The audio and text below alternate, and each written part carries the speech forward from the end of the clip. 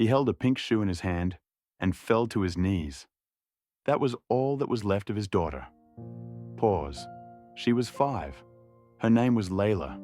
She wanted to be a doctor when she grew up, but she never got the chance. Now stop. Let me ask you a question. What if it was your child? What if it was your sister? What if it was your mother screaming for help with no one coming?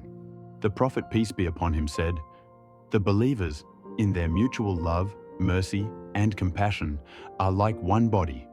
If one part aches, the whole body responds with sleeplessness and fever." Sahih Bukhari and Muslim. Yet the Ummah sleeps. We scroll. We like. We move on. But Gaza cannot scroll past the sound of drones. And still, they say, Hasbunallahu wa ni'mal wakil.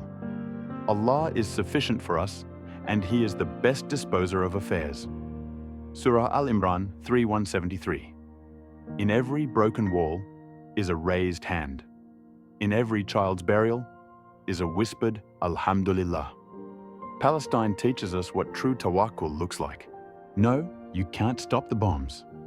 But you can raise your hands. You can do boycott. You can open your wallet.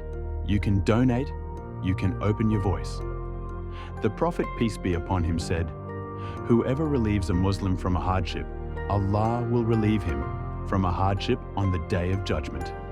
Muslim, don't wait for the next news cycle, because while we debate hashtags, another Layla is buried.